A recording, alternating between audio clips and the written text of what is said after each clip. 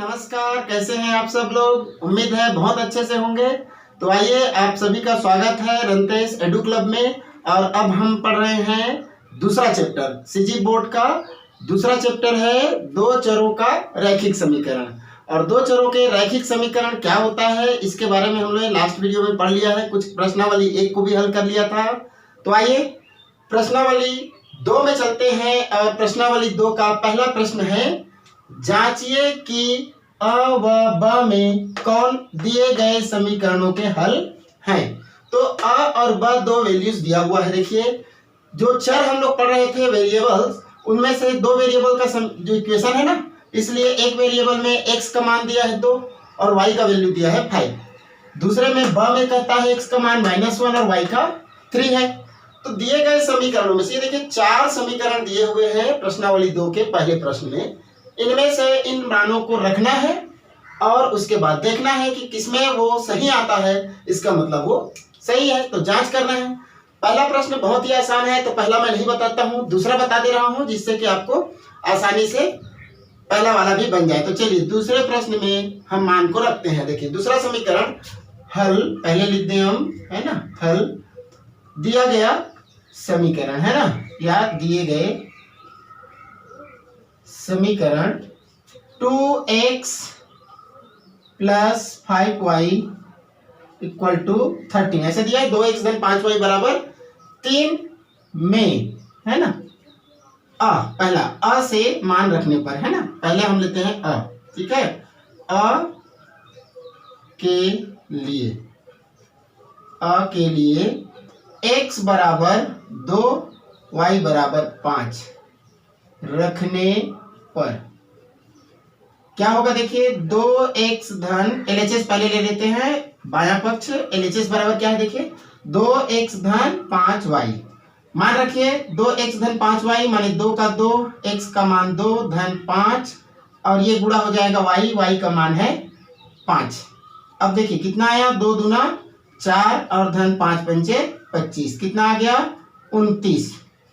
अब बताइए ये RHS हमारा कितना है 13 है, हमको कितना प्राप्त हो रहा है 29। इसका मतलब ये मान नहीं है।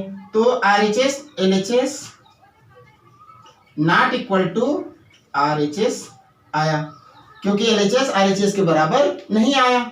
तो हम अब निकालेंगे ब के लिए, है ना। यहां से मैं कर देता हूं, आप नीचे कर लीजिएगा। ब के लिए x बराबर -1 y बराबर 3 है ना, y इक्वल टू 3। तो इसमें पुट करते हैं। चलिए, इसलिए LHS कितना है 2x प्लस 5y। चलिए पुट करते हैं 2 का 2, x की वैल्यू कितना है -1, जब भी रखें माइनस में है तो ब्रैकेट लगा दें, प्लस 5 और y की वैल्यू कितनी है 3। तो जब भी वैल्यू भी रखें तो आप ब्रैकेट लगा सकते हैं, कोई दिक्कत नहीं। तो ब्रैकेट जब लगाएंगे तो इंटू लिखने की जरूरत नहीं होती है। अब इसको सॉल्व करो। चलिए देखिए माइनस और ये प्लस, कभी भी हो जब भी साइन का हो दिखे तो वहां पर पहले साइन का ही मल्टीप्लाई होता है। देखिए 2 के सामने प्लस है और 1 के सामने क्या है माइनस है, तो ये पॉजिटिव और ये नेगेटिव दोनों, एक प्लस एक माइनस हो गया, तो मल्टीप्लाई करेंगे साइन क्या बना 1, सिंपल ना। 2 1 जा 2। फिर आगे देखिए क्या है, ये प्लस और ये भी प्लस, दोनों प्लस है तो प्लस 5 3 जा 15। अब देखिए ये 15 है और ये -2 है, माने एक पॉजिटिव हुआ और एक नेगेटिव, माने एक प्लस एक माइनस होने पे क्या होता है घटता है। भाई एक संख्या धनात्मक है, एक संख्या ऋणात्मक है, तो क्या होगा घट जाएगा। तो संख्याएं घटाने पर कितनी आएंगी, 15 में से 2 गया तो 13 और बड़ी संख्या प्लस है इसलिए प्लस आ जाएगा। अब बताइए ये आपका RHS आया कि नहीं आया, आ गया 13, इसलिए है ना LHS बराबर RHS है।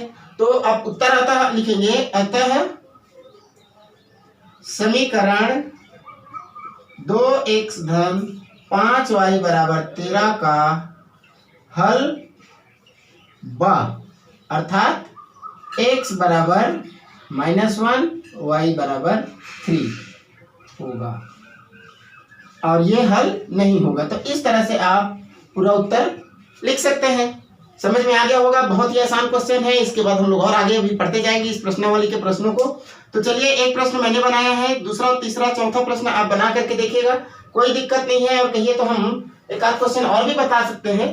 तो चलिए एक और बता देते हैं, हम चौथे नंबर पे चलते हैं, ठीक है, दूसरे नंबर के बजाय चौथे पे। तो चलिए मैं इसको सुधार देता हूँ। ये आते हैं अपन क्वेश्चन नंबर 4 पे।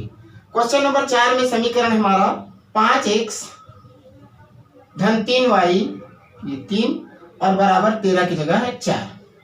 चलिए फिर वही करेंगे, मान भर बदलना है हमको। देखिए 5x की जगह पर हो जाएगा हमारा 5x और यहाँ 3y हो जाएगा ऐसे LHS, और मान रखेंगे तो यहाँ 5 और यहाँ पर 3, y का मान रख दिए, x का मान रख दिए।